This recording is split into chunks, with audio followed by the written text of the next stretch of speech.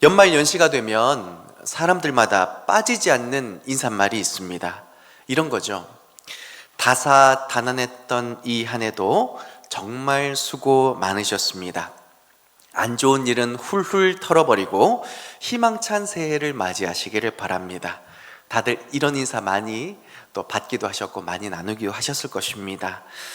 그리고 나서 새해 인사는 어떤 인사가 꼭 들어갑니까? 새해 복 많이 받으세요. 저는 이 인사들이 상당히 복음적이라고 생각합니다. 연말 연시를 통해서 세상 사람 모두가 인정하는 거예요. 내 힘으로 살아보니 한 해가 참 힘들고 안 된다라는 것을 인정하는 거죠. 그래서 사람들마다 새해 복 많이 받으라고 인사를 나누는 것 같습니다.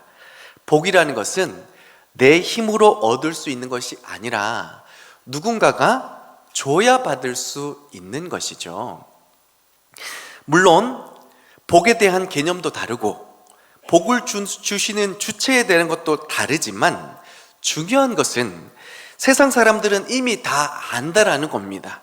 자기 힘으로는 안 된다라는 것을, 또 누군가의 도움이 필요하다라는 것을 아니까 이런 인사를 나누는 게 아닐까 싶습니다. 단지 복 주시는 하나님을 알지 못하기 때문에 그들이 헤매는 것일 뿐이지 하나님의 존재에 대해 인식하지 못해서 가는 것은 아니라는 것을 알게 됩니다. 따라서 사랑하는 성도 여러분, 우리가 그 하나님을 세상에 알려줄 수 있기를 바랍니다. 그러려면 우리가 먼저 복을 받고 그 복 주시는 하나님에 대한 분명한 확신이 있어야 합니다. 오늘 본문 6절에서 10절까지는 하나님께서 우리에게 어떤 복을 주시는지에 대해서 기록해 주고 계신데요, 제가 이 내용들을 간단히 설명하자면 정리해보면 이렇습니다. 하나님은 창조된 모든 만물을 그의 진실하심으로 다스려 가십니다. 이러한 진실한 통치가 자연에게 있어서 어떻게 이루어지냐면, 만물이 정해진 계절을 따라 꽃이 피고 열매가 맺고 또 만물이 풍성해지도록 하나님은 결코 쉬지 아니하시고 온 자연을 다스려 가십니다. 그래서 만물이 풍성함에 이르기까지, 그 풍성함이 온 만물에 드러나기까지 하나님은 그의 열심으로 쉬지 않고 자연을 다스리시는 것이죠. 그렇다면 이 하나님의 통치가 우리 인간에게는 어떻게 임하게 될까요? 하나님의 통치는 약하고 천한 자들, 모든 사람들이 외면하는 그 약한 자들까지도 하나님은 결코 외면하지 않으시며 모두가 행복할 수 있도록, 모두가 그 생의 기쁨을 누릴 수 있도록 하나님이 도와주신다라는 것입니다. 하나님께서 주시는 축복은 그 어떤 누구도 소외되지 않으며 우리 모든 인생을 아름답게 또 가치 있게 만들어 주신다라는 겁니다. 사랑하는 모든 성도님들에게 이러한 하나님의 통치가, 또 이 다스리심의 축복이 놀랍게 임하시기를 주님의 이름으로 축복합니다. 이러한 축복을 누리기 위해서는 5절의 말씀을 기억할 수 있어야 합니다. 야곱의 하나님을 자기 도움으로 삼으며 여호와 자기 하나님에게 소망을 두는 자는 복이 있는 줄 믿습니다. 오늘 이 말씀을 통해 우리에게 복 주시는 하나님을 확신하고 이 축복을 받아 누리시는 성도님의 삶이 되시기를 주님의 이름으로 축복합니다. 그러려면 첫 번째로 야곱의 하나님을 나의 도움으로 삼으실 수 있어야 합니다. 시편 기자는 왜 아브라함의 하나님도 있고 이삭의 하나님도 있는데 왜 굳이 야곱의 하나님을 자기의 도움으로 삼으라라고 기록하고 있을까요? 야곱의 삶을 통하여서 우리가 발견할 수 있는 중요한 신앙의 메시지가 있습니다. 그것은 바로 야곱은 사람을 붙들었을 때에는 속이는 인생이었지만 하나님을 붙잡았을 때에는 승리하는 인생이 되었음을 가르쳐주기 위함인 것입니다. 야곱만큼 삶에 대해 애착이 많은 사람도 없었을 것입니다. 집착이라 할 정도로 그는 더 나은 삶을 위해서 거짓말도 심지어 사기도 주저없이 쳤던 인물입니다. 그가 어떻게 태어났습니까? 형 에서의 발목을 붙잡으면서 태어났습니다. 그가 가진 조건으로는 형을 절대 이길 수가 없었기에 어떻게 해서건 장자의 축복을, 어떻게 해서건 더 나은 삶을 살아가기 위해서 안 될 줄 알면서도 발꿈치라도 붙잡으면서 태어나게 되었던 것이죠. 또 발꿈치를 붙잡는다라는 말은 속이기도 한다라는 뜻을 가지고 있습니다. 속이고 빼앗지 않으면 이길 수 없는 연약함을 가지고 태어난 이 야곱. 그래서 야곱은 어떻게 해서건 더 나은 삶을 위해서 심지어 형도 속여가면서 팥죽 한 그릇의 장자권을 뺏기 위해서 호시탐탐 얼마나 기회를 누리고 그 많은 시간들을 인내하며 보냈을까요? 어느 날 때가 불어닥쳐서 야, 이때다 싶어서 팥죽 한 그릇, 고작 팥죽 한 그릇 주면서 뭐라고 얘기했어요? 장자권 나한테 주면 내가 이거 드릴게요. 그는 성경에는 나와 있지 않지만 저는요, 이 야곱의 이런 성정이라면 굳이 팥죽이었겠습니까? 뭐 하나 주면서 장자권 주세요. 뭐 하나 주면서 장자권 주세요. 그러지 않았을까요? 어느 날 팥죽이 걸린 겁니다. 호박죽, 팥죽, 무슨 죽 다 갖다 바치면서 장자권 달라고 별의별 짓을 많이 했을 거예요. 그만큼 야곱은 속이고 빼앗고 싶은 마음들. 왜요?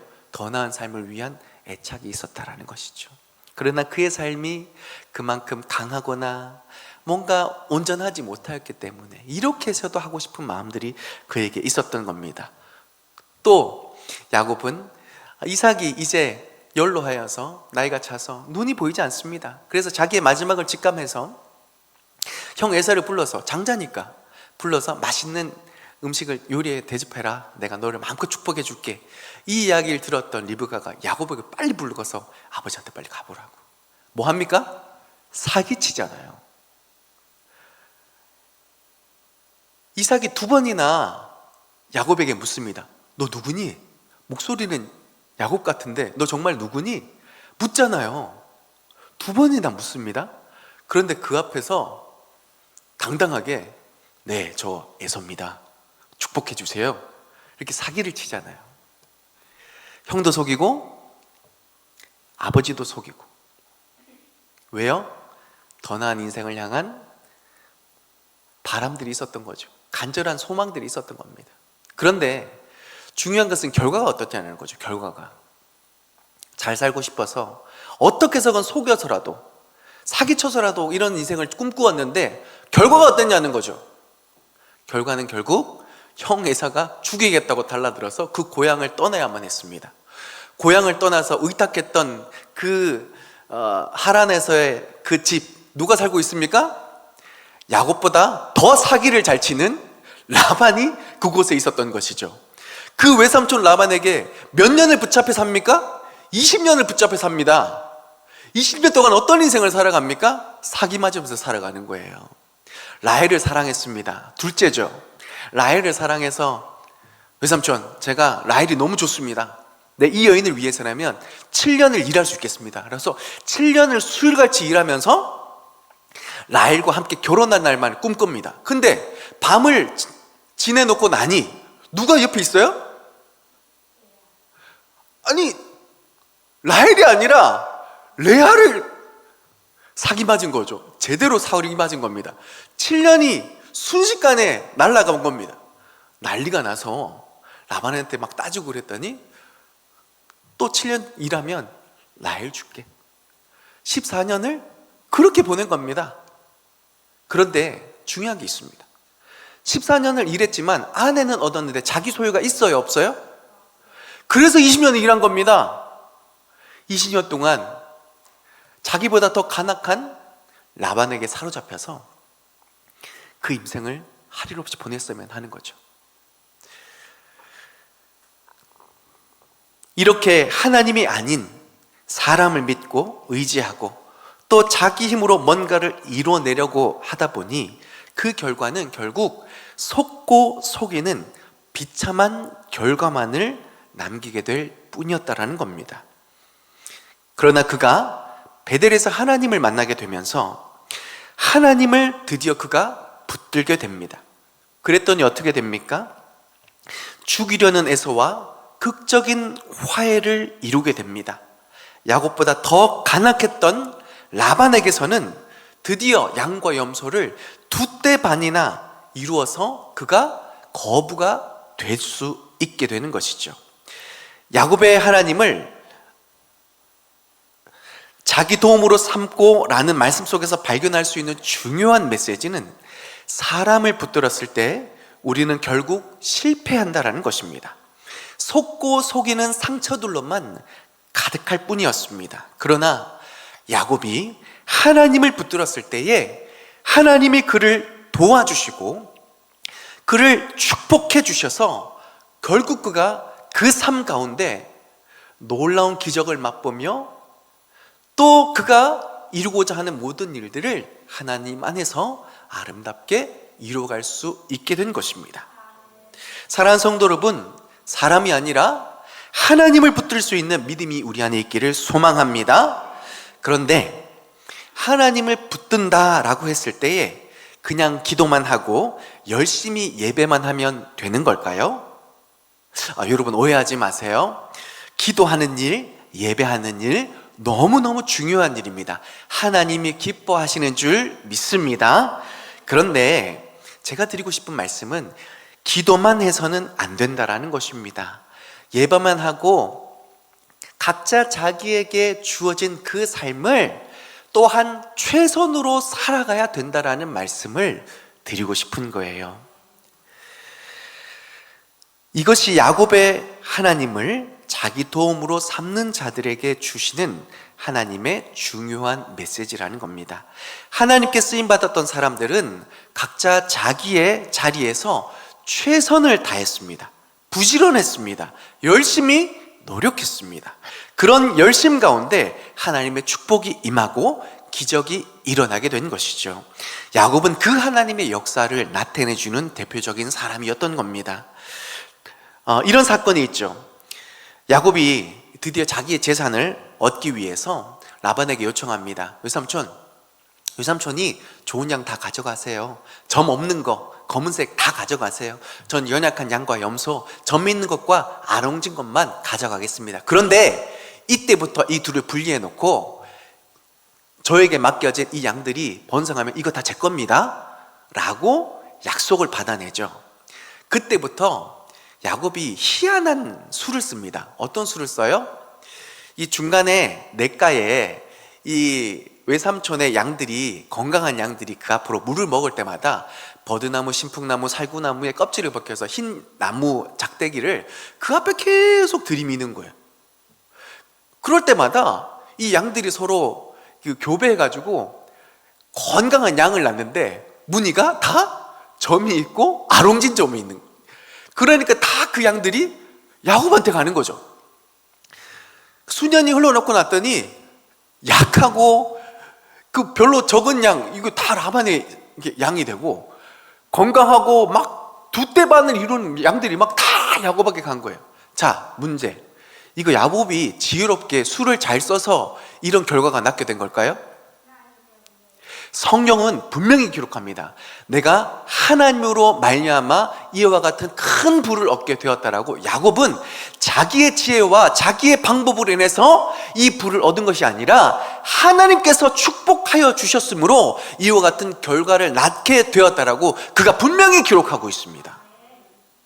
그렇다면 그는 왜 이런 짓까지 했을까요? 버드나무, 살구나무, 신풍나무가 뭐 대단한 효험이 있어서, 아니면 그 우물 앞에 그 막대기를 갖다 대면 걔네들이 뭔가 부릴 듯한 뭐 다른 마음들이 일어나서 이와 같은 결과가 일어나는 것이 아니라 야곱의 마음은 이랬던 겁니다. 하나님께서 복 주실 줄 믿고, 그렇다면 내가 하고 있는 이 일 가운데 하나님께서는 어떻게 해서든 간섭해 주시고 어떻게 해서든 도와주셔야 되는데, 하나님, 그렇다면 내가 하나님 앞에서 할 수 있는 내 모든 것을 최선을 다하겠습니다. 그래서 버들나무, 신풍나무, 살구나무가 중요한 게 아니라 그가 눈에 보이는 모든 나무였던 겁니다. 주가 구분해서 구할 수 있는 최고의 그냥 재료였던 겁니다. 그 모든 것을 다 끌어와서 하나님, 제가 이것도 사용해 보겠습니다. 저것도 사용해 보겠습니다. 그래서 그 가지를 벗기면서 하나님 앞에, 하나님 도와주십시오 라는 마음으로 이 나뭇가지들을 들이오게 된 것입니다. 그리고 이 나뭇가지들을 그 양 앞에 들이웠다는 이 방법은, 하나님, 제가 어떻게 해서든 하나님 앞에 기적을 경험하고 어떻게 해서든 하나님의 은혜를 누리기 위해서 이 방법도 쓰고 저 방법도 써봅니다. 하나님, 이 나의 최선 가운데 하나님의 역사를 보게 하여 주옵소서. 이게 야곱의 삶의 태도였던 것입니다. 기도한 대로 하나님의 은혜를 바란다면, 그리고 하나님을 정말 믿는다면 자신의 주어진 삶에 여러분 최선을 다해야 하는 것입니다. 하나님을 정말 믿는 성도는요, 자신이 하고 있는 그 일을 사랑합니다. 그리고 그 하고 있는 그 일들을 어떻게 하면 더 잘할 수 있을까 시간을 아끼고 하나님이 공급하여 주시는 그 지혜를 가지고 규모 있게 자신의 일들을 행합니다. 그래서 어디서 기적을 경험해야 되는 줄 아세요? 교회에서는 하나님의 은혜를 기적을 경험하지만 삶으로 나아가서 여러분이 하고 있는 그 일을 통해서 하나님의 축복의 기적을 그곳에서 경험해야 되는 겁니다. 그랬을 때 세상이 복을 누가 주시는지 아는 겁니다. 사랑하는 성도 여러분, 우리가 하고 있는 이 일들을 사랑하고 우리가 살아가는 그 삶의 현장에서 하나님의 기적의 축복을 맛보실 수 있기를 주님의 이름으로 축복합니다. 이 말을 한마디로 표현하면, 우리는 우리의 일을 하고 하나님은 하나님의 일을 한다. 내가 열심히 기도하고 하나님의 도우심을 구하며 하나님이 행하실 길을 내어드리며 내 일을 최선을 다해서 하면 내가 네 마음 안다. 내가 네 믿음을 기뻐한다. 그래서 하나님께서 하늘문을 여시고 우리의 삶 가운데 부어주신 놀라운 축복이 우리의 삶에, 우리의 그 믿음 가운데 역사되어지는 줄 믿습니다. 원래 다니엘 기도의 강사 중에 헐리우드 특수 촬영팀 감독으로 스티븐 오 씨가 간증하는 시간이 있었습니다. 이분은 우리가 잘 아는 스타워즈, 미션 임파서블, 존 윅 등의 영화들에서 이렇게 협업을 이루었는데요. 진짜 흥행했잖아요. 흥행하려고 대단히 많은 돈을 투자했잖아요. 천문학적인 돈을 투자했습니다. 이러한 흥행 작품, 돈이 많은 영화를 이게 협업하려는 그 스태프들은 꽤 유명한 사람들을 불러오겠죠. 네, 그 대단한 사람들 중에 꽤 중요한 비중을 차지하는 책임자로 이 감독님이 섭외된 겁니다. 꽤 유능하겠죠, 그러면. 그쵸? 꽤 잘 나가는 분이겠죠. 그런데 이 유능한 감독님이 이런 간증을 합니다. 저는 촬영 단추를 누리기 전에 항상 하나님께 먼저 기도합니다. 하나님 사랑합니다. 저를 도와주실 줄 믿습니다. 모든 것을 맡기겠습니다. 딱 기도하고 촬영 버튼을 누르고 촬영한다고 해요. 어느 날 미션 임파서블이라는 작품을 찍게 되었습니다. 천문학적인 돈을 좀 이렇게 제가 한 장면이에요. 30초 찍는 장면입니다. 여러분 혹시 기억나시는지 보신 분들은 그 유럽의 큰 그 강가에서, 산맥에서 절벽을 향해서 이 주인공 톰 크루즈가 그 오토바이를 끌고 쫙 질주하면서 절벽으로 뛰어내려요. 어마어마한 스케일입니다. 이 30초 찍는데 그 헬기도 뜨고 수백 대의 고가 장비들이 한 번에 촬영을 해야 돼요. 왜요? 이 30초 한 번 촬영하는데 얼마 드는 줄 아세요? 100억이 드는 거예요. 한 번 실수하면 100억 날리는 거예요. 그러니까 단 한 번에 이 촬영을 마쳐야 됩니다. 촬영 감독으로서 얼마나 압박감이 심했겠어요? 야, 이거 실수하면 100억, 또 촬영하려면 또 100억 드는데 이거 기업이 망할지도 모르는 거잖아요. 얼마나 심각하게 압박감이 들었겠습니까? 그런데 그 압박감이 들 때마다 이 감독님은 기도했다고 합니다. 하나님이 평안한 마음 주실 때까지 기도하고 평안함을 주시면 그 힘을 얻어서 밤낮 없이 스태프들하고 어떻게 촬영할 건지 방법을 회의하고 시뮬레이션 돌려보고 문제가 없는지 밤낮 없이 이 일을 이루어내기 위해서 회의하고 또 회의하고 점검하고 준비해서 마지막 촬영날 빨간 스위치 버튼을 누르기 전에 뭘 기도했다고요? 하나님 사랑합니다. 나를 도와주실 줄 믿습니다. 모든 것을 주님 앞에 맡겨드립니다. 그리고 기도가 끝난 후에 촬영 버튼 스위치를 탁 누릅니다. 그리고 30초를 아무 문제 없이 성공적으로 찍어냅니다. 100억을 날린 게 아니라 100억을 번 거죠. 그리고 나서 모든 사람들이 듣도록 큰 소리로 외칩니다. 이 모든 것을 하나님이 하셨습니다. 우리의 삶에도 이 기적이, 이 축복이 임하여 세상 앞에 큰 소리로 외칠 날이 있기를 소망합니다. 이 모든 것을 하나님이 하셨습니다. 하나님 없이 수고하는 것은 속고 속이는 비참한 결과를 낳지만 하나님을 붙들고 각자 자기 일에 최선을 다하는 믿음의 수고는 반드시 하나님의 기적을, 놀라운 축복을 누리게 하실 줄 믿습니다. 따라서 사랑하는 성도 여러분, 기도하고 예배하는 것 참 중요하지만 바라는, 기대하는 만큼 또 하나님을 믿는 믿음만큼 각자의 삶에서 최선을 다하실 수 있기를 바랍니다. 하나님을 믿는 성도는 자기를 사랑한다고 하였습니다. 각자 자기의 삶의 현장에서 그 하나님의 역사를 경험하시기를 바랍니다.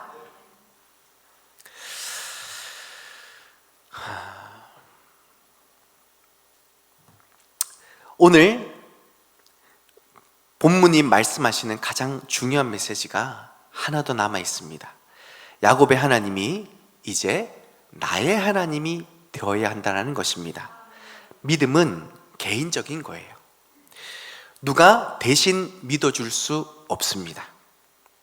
내가 믿고 그 믿음의 고백으로 내가 순종하고 헌신하여서 나의 하나님이 내게 주시는 은혜와 기적을 맛보게 되는 것입니다. 야곱의 하나님이 이제는 누군가의 하나님이 아니라 나의 하나님이 되어야 할 줄 믿습니다. 마치 열왕기하 2장에서 나오는 엘리사의 모습처럼 엘리야가 이제 하나님의 부르심을 받고 하늘로 올라갑니다. 여러분 그거 아세요? 교회든 직장이든 어떤 공동체라도 전임자가 너무 잘하면 그 뒤를 잇는 후임자가 되게 부담스럽습니다. 엘리야 선지자로서 최고죠. 너무 사역을 권능 있게 기적을 너무 많이 일으켜가지고 엘리사가 그 사역을 물려받을 때 부담스러웠을 거예요? 안 부담스러웠을 거예요? 내가 이거 적응할 때까지 좀 도와나 주고 가던가 호연히 겉옷만 벗어주고 그냥 가버렸어요. 없어 이제. 그런데 엘리사가 담대하게 그 겉옷을 들고 어떻게 외치냐면 엘리야 하나님, 그 하나님은 어디에 계십니까? 라고 이야기하면서 요단 강물을 그 엘리야의 겉옷으로 칩니다. 이게 무슨 말입니까? 엘리야의 그 겉옷, 엘리야에게 임하신 그 하나님이 이제는 나의 하나님이 되어주시는 줄 믿습니다. 이제는 나를 통하여 역사하시고 이제는 나를 통하여 새로운 시대를 열어주십시오. 엘리사가요 그 겉옷을 들고 요단 강물을 친 겁니다. 그랬더니 그 요단 강물이 갈라져요. 이걸 뭐 뜻합니까? 엘리야의 시대는 가고 이제는 엘리사의 사역의 시대가 열리게 된 것입니다. 엘리야의 하나님이 아니라 엘리사의 하나님, 나의 하나님으로 믿고 믿음으로 나아갔을 때에, 믿음으로 그 하나님의 이름을 불렀을 때에, 믿음으로 내게 맡겨진 사명들을 순종하며 감당했을 때에 그 하나님이 나의 삶에 증거하시는 놀라운 은혜와 역사들로 이제는 누군가의 하나님이 아니라 나의 하나님이 되어지는 줄 믿습니다. 여러분, 여호와 자기 하나님에게 자기 소망을 두는 자는 복이 있도다. 그래서 이 말씀을 하시는 겁니다. 그런데 여러분, 우리가 흔히 소망이라는 단어를 꺼내드는 때가 어떤 때인 줄 아세요? 힘들 때예요. 현실이 어려우니까 소망을 주로 이야기하는 것 같습니다. 더 이상 바라고 기대할 수 없을 만큼 시대가 기가 막힐 때에 사람들마다 다시 힘을 얻기 위해 소망이라는 단어를 말하기 시작하는 것 같아요. 연말연시에 특히 우리 희망이라는 단어를 제일 많이 발견하지 않습니까? 한 해 살아봤더니 너무 다사다난한 겁니다. 힘들었던 겁니다. 그런데 사람들이 왜 희망이라는 단어를 꺼내 드느냐? 내년이라는 또 다른 기회가 있기 때문이라고 믿기 때문입니다. 또 다른 시간들이 우리에게 허락되고 또 다른 기회가 우리에게 올 거라고 생각하지만, 여러분, 2023년이죠. 내년 2024년이죠. 2023번 동안 사람들은 이 인사를 반복했던 겁니다. 뭐라고요? 매년 다사다난했고 매년 힘들었던 겁니다. 그렇다면 다시 반복하여 다가오는 새해에도 이런 마음으로는 소망을 발견할 수 없다라는 거죠. 다가오는 그 새로운 시간에, 다가오는 그 새로운 기회에 또다시 나의 어떤 것을 붙들고서는 우리 2025년에 똑같이 얘기할 겁니다. 다사다난했던 나네. 그것이 아니라 시간을, 또다시 다가오는 시간을 붙드는 것이 아니라, 또다시 다가오는 어떤 기회를 붙드는 것이 아니라, 우리의 삶을 통치하시는, 우리에게 기적을 베풀어 주시는, 우리의 삶 가운데 연약함과 우리의 상황을 너무 잘 알고 계시는 야곱의 하나님, 그 하나님을 자기 하나님으로 삼을 수 있는 자들에게 진정한 소망이 임하게 될 줄 믿습니다. 그러한 하나님을 경험하게 될 때에 우리의 앞날은 야곱의 그 앞날과 같이, 저는 야곱이라는 인물을 참 좋아하는 게 뭐냐면, 야곱을 통하여서 그 연약함, 나의 연약함들을 위로받습니다. 아, 야곱도 이랬구나, 야곱도 이렇게 태어났구나, 야곱도 이렇게 거짓말하고 사기치면서 그 막 삶을 아등바등 살아갔구나. 그런데 그 삶의 노년이 어떤 삶으로 기록되고 있습니까? 세상의 주인이라는 바로왕 앞에 당당히 서가지고, 내 인생 이렇게 짧은 인생이었지만 험악했습니다. 그런데 내가 이 자리에 있기까지 하나님은 결코 나를 떠나시지 아니하셨고 버리지 아니하셨고, 내가 당신 앞에 설 수 있도록 하나님은 여기까지 나의 삶을 포기하지 않으셨습니다. 이제 내가 당신을 그 여호와의 이름으로 축복합니다. 세상의 주인이라는 그 교만한 왕 앞에서 하나님의 이름을 당당히 외치고 있었던 것입니다. 사랑하는 성도 여러분, 우리가 세상을 살아가면서 얼마나 복이 없습니까? 힘이 듭니까? 세상에 또 얼마나 우리를 두렵게 합니까? 그러나 우리에게 소망을 주시고 야곱과 함께 하셨던 그 기적의 하나님을 우리가 믿고 의지하며 나아간다면, 우리는 세상 앞에서 하나님께서 우리에게 복을 주십니다. 하나님만이 우리의 삶의 기적입니다.